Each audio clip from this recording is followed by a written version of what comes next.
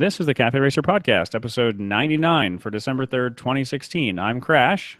And I'm Jess. And the 5 or 10 of you that don't like our music just got a break because we don't have music today.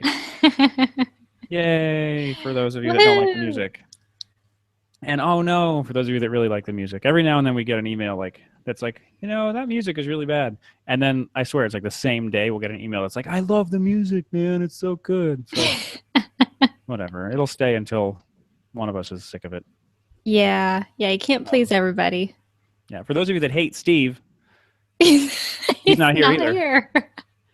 So, for those of you who hate us, we're here. You're welcome. Yep.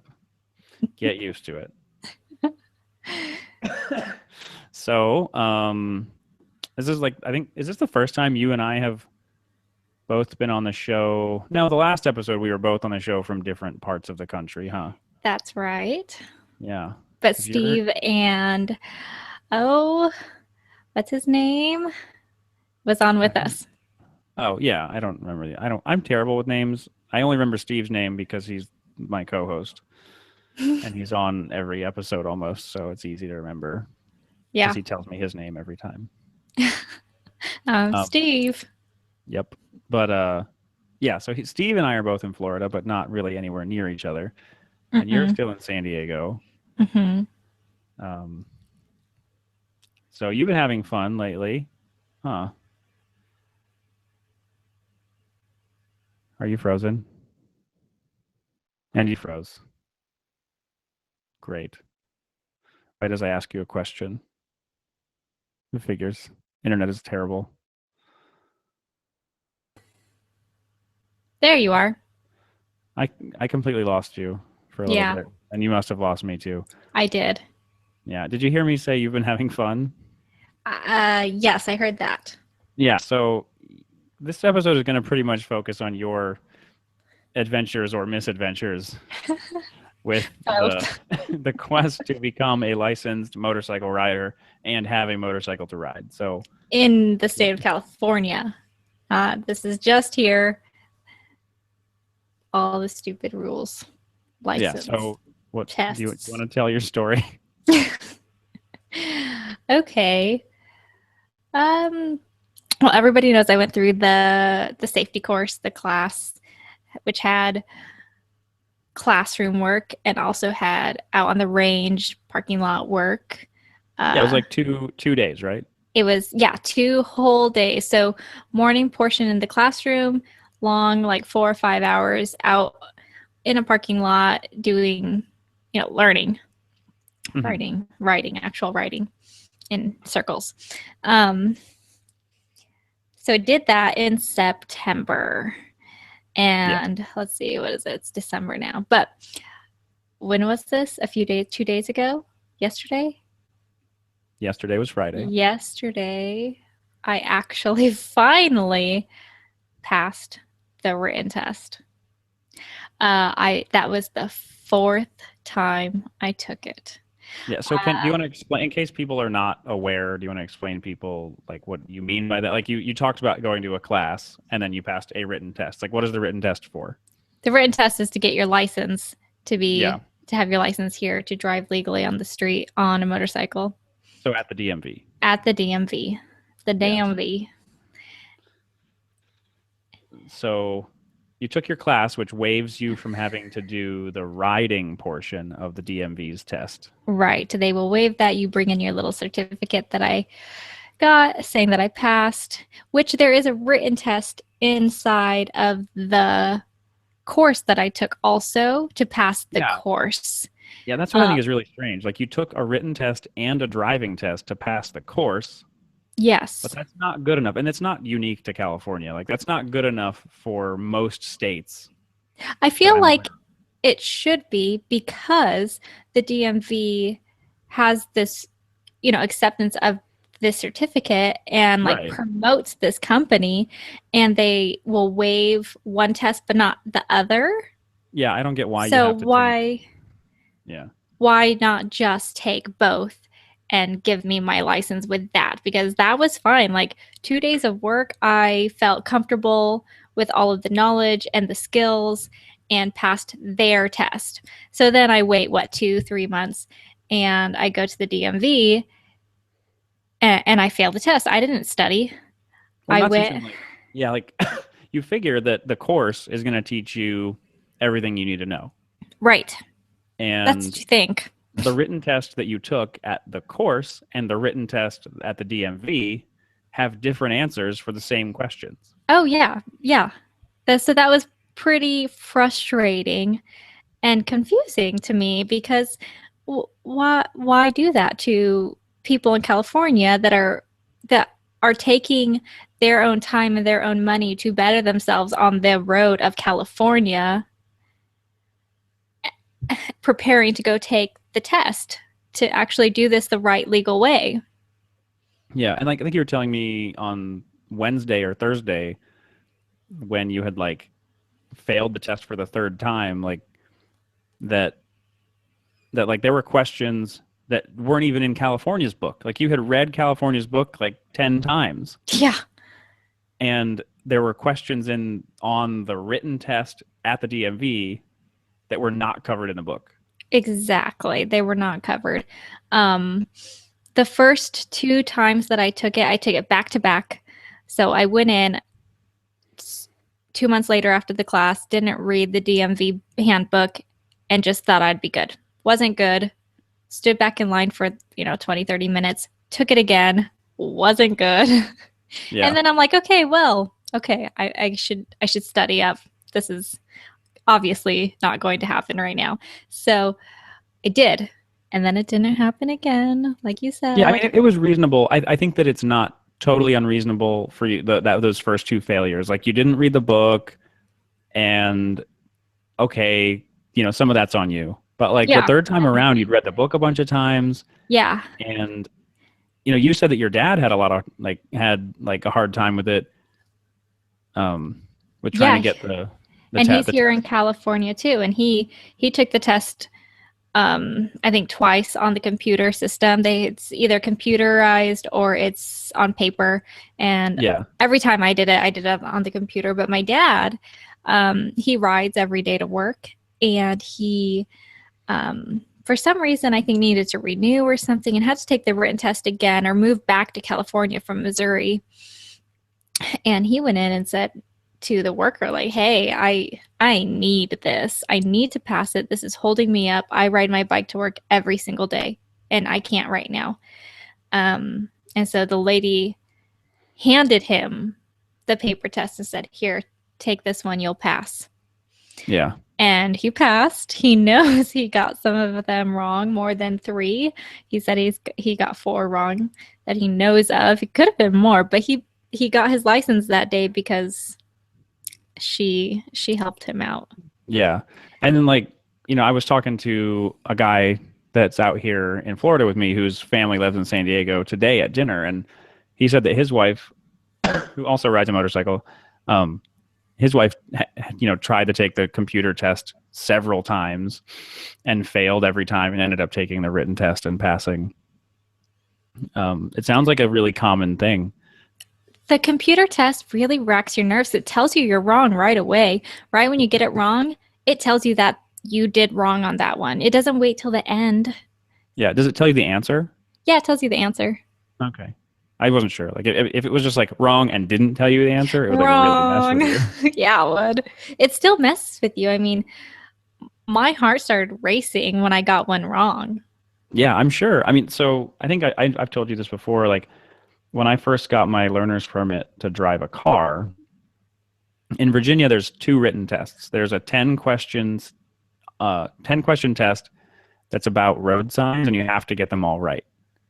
And then there's a 25-question,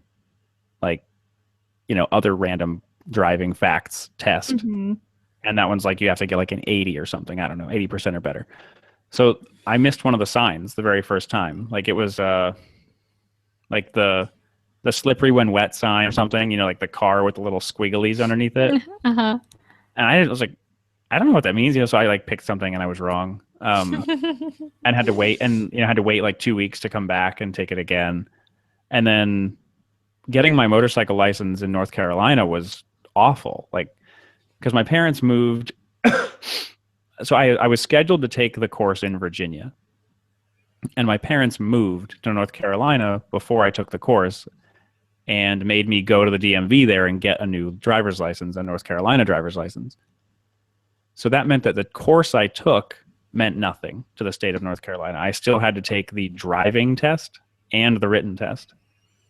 I went and I took the written test there, and got my motorcycle learner's permit in North Carolina. And then when I bought my first bike a few years later, it was a terrible process. I lived in Virginia because I was in the Navy, and my parents were about an hour away. So I still used their address and everything. And I would have to like drive an hour to the DMV to try to take this test. And like, if there was a puddle in the parking lot, they were like, "Oh no, the parking lot's wet. We can't do the driving test." And then like they only took a check or a money order, and I don't have those things. So like, I think I went down there. I drove down there 2 or 3 times unsuccessfully, and then actually got to take the test and failed it, the driving test. And I was riding like every day because I had my motorcycle learner's permit. And in North Carolina, that meant that I could ride by myself all I wanted. Mm-hmm. There are no restrictions? Just you can't carry passengers? You can't carry a passenger, and that's it. Oh. There are people, like when I got my driver's license, the lady there was like, yeah, there are people that just renew their learner's permit every 18 months for like 30 years. They just never get an actual license. Because you don't have to do anything. You take the written test, and then you just go in before it expires and say, I want to renew it, and they renew it. Interesting. Yeah. So anyway, it was terrible. Like they wouldn't give me the test. They wouldn't give me the test. Then I failed the test. And then, so I started just calling ahead. I was like, I'd call and be like, "Hey, I'm an hour away. Is your parking lot dry? Like, if I come right now, are you going to be able to give me a test? Or like, do you have enough staff to give me a test? Is, whatever." And I finally got it done. It was awful. Like I remember one of the times I went, like I was getting like hassled. I felt like I was being given a really hard time. I was like, "Can I speak to your supervisor?" And the lady's like, "I am the supervisor." I'm like, "Well, shit." Fine. I just left.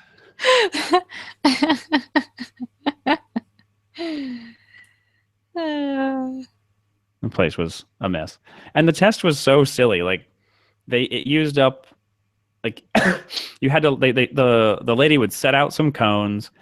You had to weave in and out of the cones, and then you had to like ride and pause, but not put your foot down every other cone. And then when you came back, she'd make you go to the last cone and treat it like a left turn. So you like drove to the cone, stopped, put your foot down, put your signal on, turned, and then turned your signal off. And that was it. That was the whole test. That was it? Yeah, but if you put your foot down during the don't put your foot down part, once you failed. Oh my gosh. So, like, and it was just super nerve-wracking because I was in the same situation as you, where like I had tried, and I was like, all this like pressure and like mental like weight.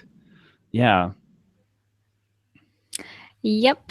So, we all have our little stories. I got a little emotional about not passing, and kept saying through text to Chris that I'm going to put my bike back on Craigslist. I'm going to burn it.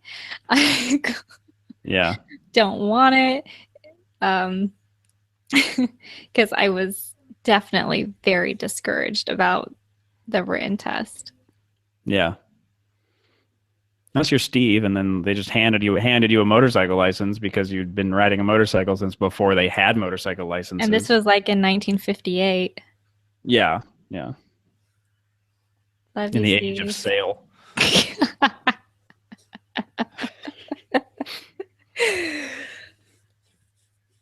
He's not here to defend himself either. That's nope, he's not.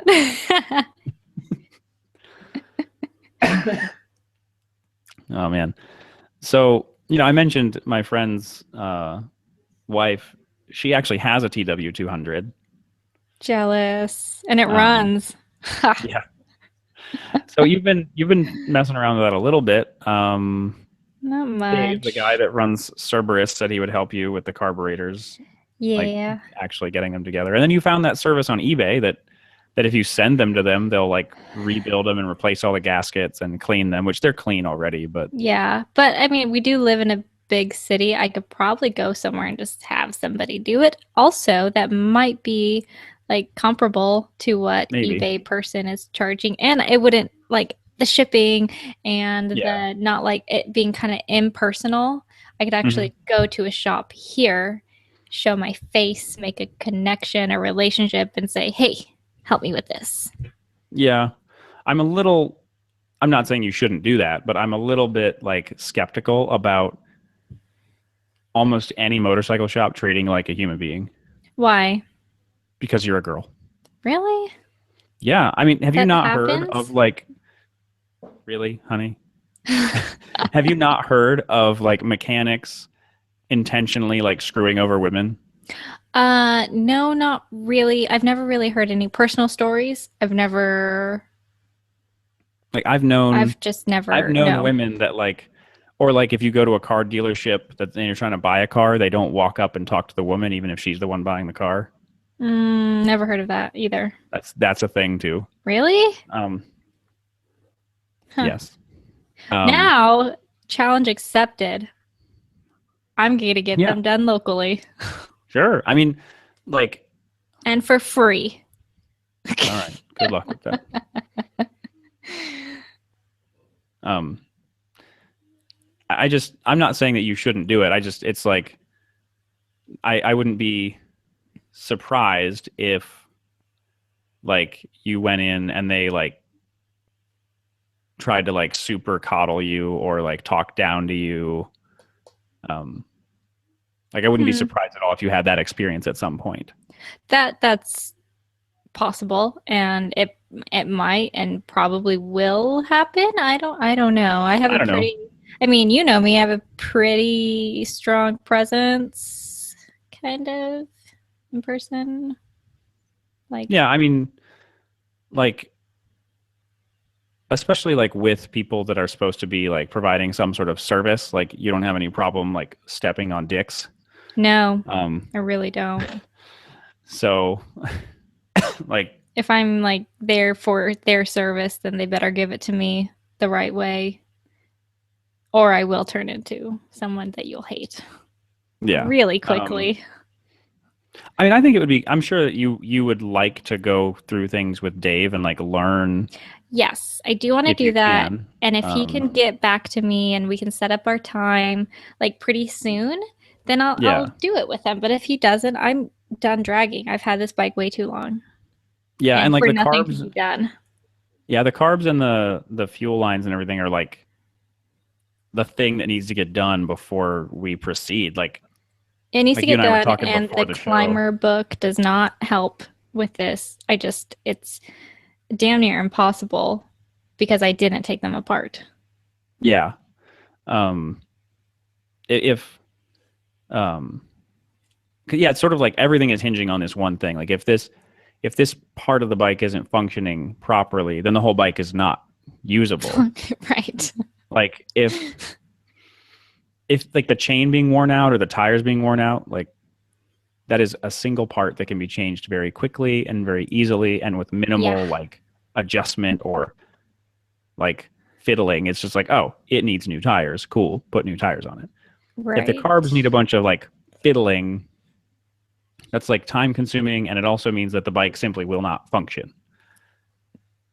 And so like you and I were talking, it's sort of like if you can get the carbs and the fuel system squared away and know that the engine runs, then it's like, okay, cool. It's time to proceed with getting the bike up and Yeah, I running could and just chip going. away at everything that I want to do like fairly quickly. I don't think that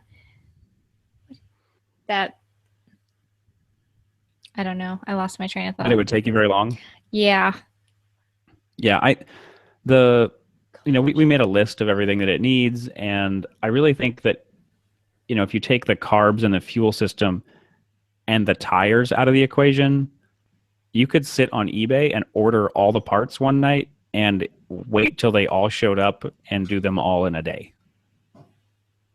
Yeah, If you totally. know if you wanted to allot that much time to it, like you could do it all in an after like a Sunday afternoon and have like once the carbs and everything were good, you could do the rest of the bike in an afternoon. Yeah. Do you think that I could shave down the seat a little by myself? That's not hard, right? Yeah, Just foam. there's a perfectly good bread knife in the in the kitchen. Like that thing will And then chew through the like foam perfectly. if I got a cover for it, I could just adjust it tighter, right? Like staple it down tighter.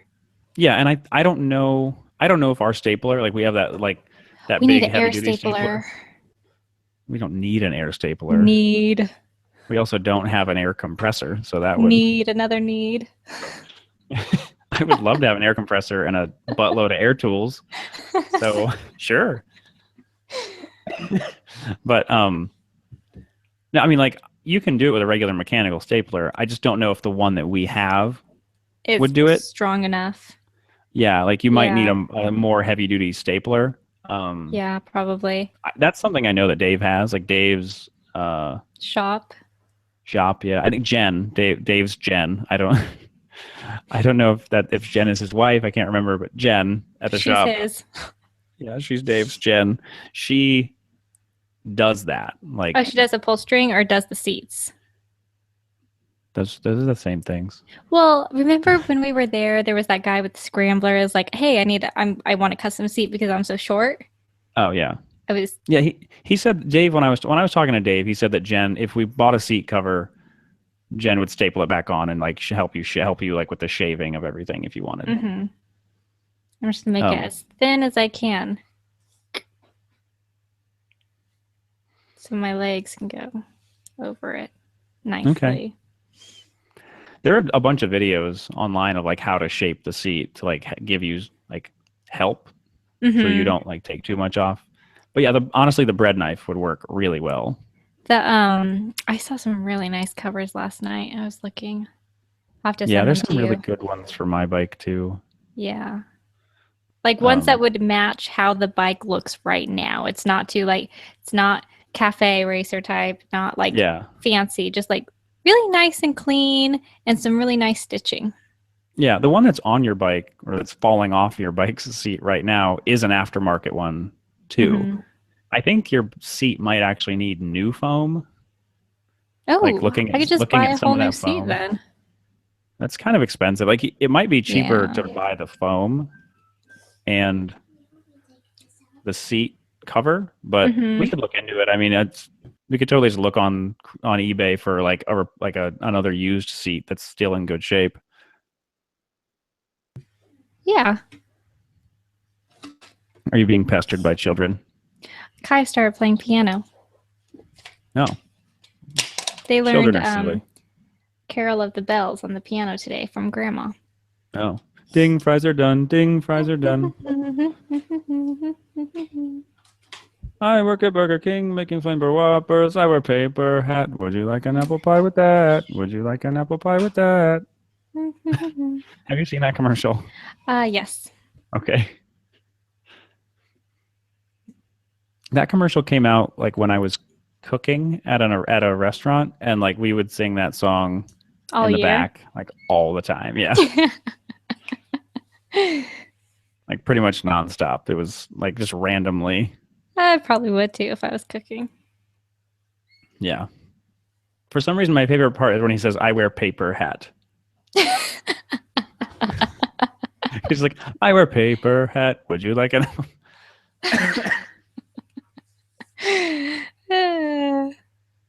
So I haven't ridden any motorcycles in this whole time I've been gone. The show has been kind of on hiatus because of crazy, like, Thanksgiving break was like the 4 days was kind of hectic.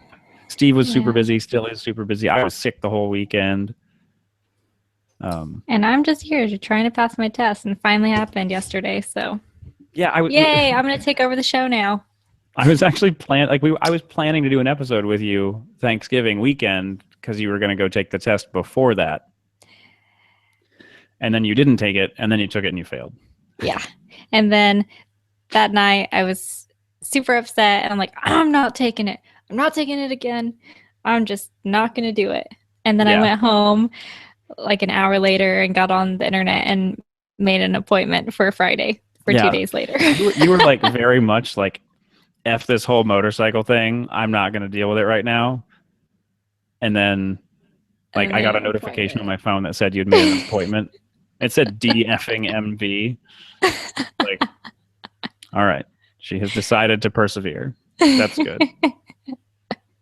I can totally relate. I mean, my first motorcycle didn't run in the rain for like a good portion of the time I owned it. And it was extremely frustrating. Like, it made me want to just stop, like, stop riding altogether. I kicked it over once. Like, I mean, it was on it its center rains stand. out there more than it rains here. Yeah. I mean, San Diego, it rains 10 days a year. Well, I mean, if it sprinkled, the bike would die. Oh. Like, if there was any water getting thrown up off the road, and it was just one cover on the side that didn't have a gasket that leaked a little bit. And I don't remember what it was, but there wasn't even like a factory gasket for it. It was kind of like that cover on your bike that's kind of like chewed up that needs to be replaced. That it's not supposed to have a gasket there, but for some reason there was like water getting in there, and it was causing my bike to shut down. So I ended up like, stupid. Yeah, I used like RTV to make a gasket around that opening, and it was done. It was funny because the guy that helped me with it was like, what's the problem? I was like, it dies every time it rains. He's like, he like pulls the cover off, puts RTV on it, sticks it back on. He's like, that won't happen anymore. I was like, really? That was it? Okay. That's good. That's awesome. Yeah. That's how good I want to be with my bike. Yeah, I'm not that good still. It'd be awesome to know everything. I mean, this is the same guy that like when he was a kid, he had like a Mustang in like the 60s or 70s, and he brought the engine into his room as a kid. Like while he's living in his parents' house, he brought the engine into his bedroom and took it apart and put it back together in his bedroom. Oh my gosh. Like over the winter or something. That's awesome. That's so cute. Yeah, he was a big kid. Like even as like a 40-something-year-old adult, like he was a big kid. I like big kids. Yeah. They're fun. Yeah. But not always the most responsible. No. Not usually. Yeah. I've been dealing with a lot of children lately. Yeah. In this silly school that I'm in for the Navy right now. He gets to spend time with 19 and 20-year-olds all day. Yes. Are there any 18-year-olds? I don't know. Maybe I don't know all their ages. I don't remember most of their names or ages or anything. But I know there are some 19-year-olds, and it's totally possible. It's possible there are 17-year-olds. Oh, true. I don't think there are any, but there could be. I'm not the oldest by that much because there's another guy in the class that's 28, and I feel bad for him. Like he's brand new to the Navy and he's 28 years old. Like it's got to be annoying. Yeah, I mean it was his choice. It was, but at the same time, like I don't know what his life has been like up to this point, but like if he has been doing adult stuff, like being an adult and taking care of himself up to this point, and then he joined the Navy for whatever reason he joined the Navy, they treat everybody like you're a child and like you don't know how to manage a checkbook or put on a condom. Like those two things I just said are actually taught to every sailor early in their career. Like they go through that silly life skills course that I didn't have to go to, that like it goes over like home loans and financial management and how to put on a condom and like all sorts of stuff. So weird. Balancing a checkbook. Yeah. It's crazy that they have to be taught that. My mom taught me when I was really young. Like, she would hand me the checkbook when we went to the grocery store every time. It's like, here you I go. didn't have to do that, but like I've been taught how to do it. I think I started when I was like at 11 or 12. Was that your mom teaching you something, or your mom shoving a task onto you? Both. Maybe a little bit of both. I mean, because you and I we are parents, so like, Yep. it's like sometimes I want you to learn something. Sometimes I just want you to do something that I don't want to. Don't want to do. Yeah. Yep. Yeah, it's probably both. Yeah, probably. I know that when she taught me how to drive a car, though, it was not because she didn't want to drive, because she hated when I drove. Because she says I wasn't aware enough, and my situational awareness in the car wasn't good enough, and I was too daring, she said. Mm-hmm. I feel like I'm a perfectly fine driver. Yeah, I don't know. Your driving record's a lot better than mine. Mm-hmm. It's a good driving record. You also live in a state that is not a police state. Like California, for all of its flaws, and it has many, doesn't care if you speed. Like, unless it's outrageous. Like outrageous.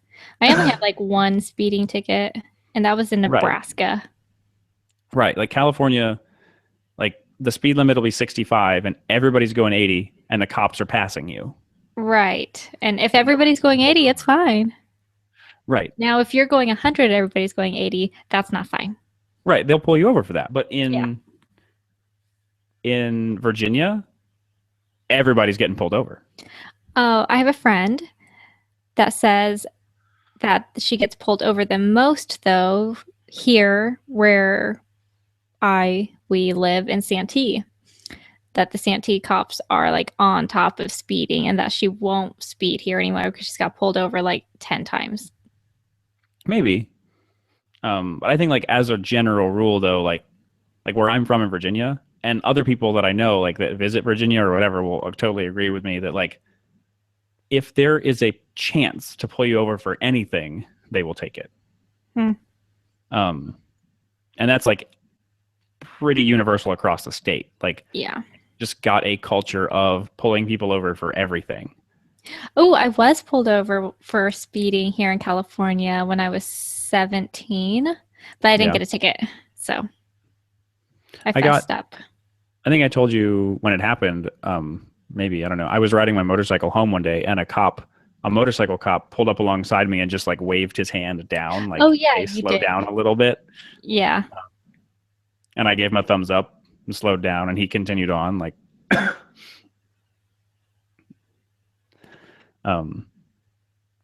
yeah, I think that the world needs cops like that, like kind of just coaching everybody a little bit, and then of course everybody needs tickets here and there if you're really going crazy. But I appreciate the cops that will sign something or say something over their phone, or not phone, their car speakers, to like kind of instruct you on what to do and be more approachable than like, I'm out to get you.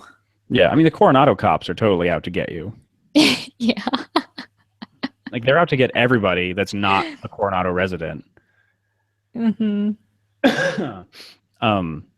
But like I think on the West Coast in general, like they're more chill about like if everybody is going 10 miles over the speed limit, then they're not going to pull anybody over. Mm-hmm. Like I said, in Virginia, if everybody was going 80, they would try to pull over everyone. Like slow down the whole freeway by swerving back and forth, stop everybody and give everybody a ticket.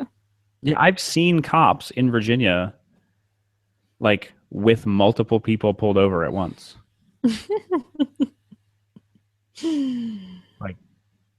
it's weird. Like there'll be a guy with a speed reader gun just telling people to pull over, and he'll get like multiple people and then go write tickets. Wow. Or another cop will write tickets. Like it's crazy. Interesting. Yeah, and like anybody that there's like certain spots. It's safer there because of it.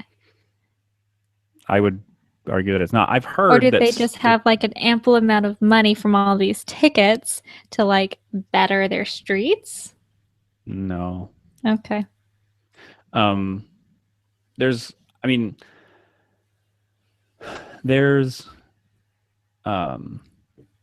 it's just like a very like strictly enforced law state. Mm-hmm. Like there are no cursing signs in Virginia Beach on the beach. What? Really? Yep. There are signs that are like, it's a like the no, like the negative sign, like the circle with the slash through it. Slash, yeah. And like comic book cursing, like the like ampersand, asterisk, number sign, you know, like that. Uh-huh. In the center of the don't do this sign. What? Yeah. So like they can write you a ticket if they hear you swearing. That's crazy. And they do. It's not just that they can. They do. They do. Huh. The law for reckless driving in Virginia is written so vaguely that they can give you reckless driving for anything. There are specific rules where they're like, oh, this has to be reckless driving. But it's so open that they can give you reckless driving just based on their opinion. Yeah. Like I came off an exit ramp in my Mini Cooper and I was definitely speeding, but the cop didn't get me on radar. And he pulled me over and said, I didn't get you on radar, but I know you were going too fast, so I could just write you a reckless driving ticket right now. And like the other thing is the law in Virginia, if you get a reckless driving ticket, you have to go to court. There isn't a like pay now and just keep on driving or whatever kind of thing. Like you have to go to court. In like South Carolina, they'll take you to an ATM and you can pay the cop your fine sometimes. What?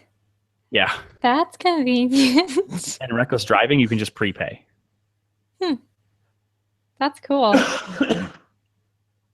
Yeah, Virginia's crazy. If you listen to the guys on the Pace Talk, I know Chris, James probably too, but Chris hates riding his motorcycle in Virginia. He hates like having to go through Virginia to get to West Virginia because like West Virginia has some amazing roads that are just like super fun to ride on, and he hates having to go through Virginia to get to it because it's just stupid crap every time. It's like the whole state is Coronado cops. I only say that because I've had the most trouble with Coronado cops in California, yeah. And I know that other people have had a lot of problem with them too. Coronado, I feel like in a lot of ways, Coronado treats the military similarly to the way that Norfolk treats the military. I mean, there were signs in the parks in Virginia, like back in the 40s and 50s, that said "sailors and dogs keep off the grass." Like you weren't allowed, going to damage it. Like sailors were treated like vagrants. Yeah. Like they were treated just like homeless people. So yeah, it sounds odd.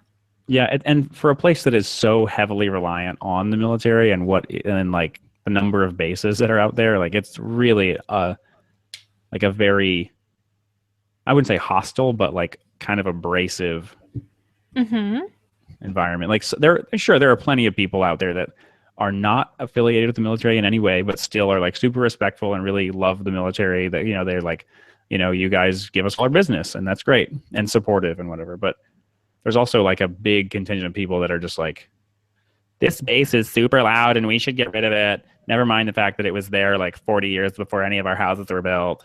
It's like, it's your fault for moving next to the base that's full of jets. I'm sorry. Right. It was there when you moved. Like, yeah.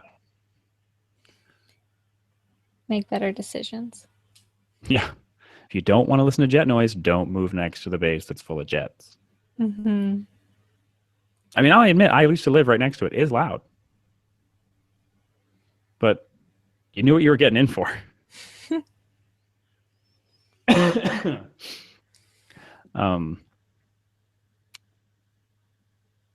So on Thanksgiving, when I hung out with my friend Mike, he has a motorcycle and was like, "Oh, you should have brought yours. We could ride together." I'm like, "Yeah, well, I didn't. we'll just put that on the list of like another person who said you should have brought your motorcycle." Like, I could have, but I think you're right. Like in the end, like it's just, especially like it's supposed to thunderstorm tomorrow, like in the afternoon, and then on Monday, like Yeah, I it don't would want my just be bike sitting out in the sitting out middle of a there. storm. And No, you don't need that. You don't need the distraction. no, if I had like a crappy little beater bike that I didn't care anything about, Yeah. I'm gonna buy you a Razor scooter. so I like just like 1 foot kick my way around everywhere. Yeah, I'll give you your 2 wheels. That would be funny, especially because like I could totally like fold it and strap it to my backpack that I carry to work every day. So I could like Razor scooter my way over to the galley in the morning, and strap it to the bike, or strap it to the backpack, and then march into class. That would be really cute. I'd probably have to wear a stupid helmet and like a reflective belt or some crap on a military base though, just to use that stupid thing. I'm sure I'd have to wear a helmet. Just so dumb. Like I get like they may, if you have a bicycle, you have to have lights on it if you're riding at night, and you have to have a reflective belt at night, and you have to have a helmet on regardless. No matter what, yeah. But the helmet rule is good.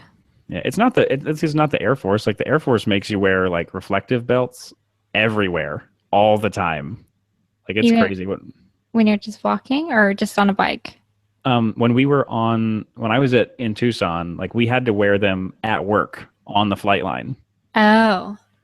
Like at night, just to like go work on the aircraft, we had to have a reflective belt on. Like heaven forbid they lose us on the flight line. There's this joke, like an Air Force meme that like it's when in Iron Man 3, I guess it is 2 or 3, when Don Cheadle's character brings the Iron Man suit to the Air Force base, and they say like we're going to weaponize it or whatever. It's like a drawing, and it's like we're going to weaponize it, and the next picture it just has a reflective belt on.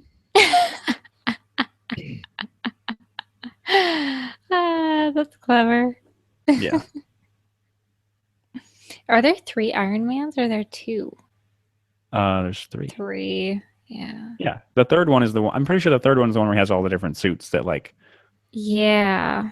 That Jarvis controls and fights with.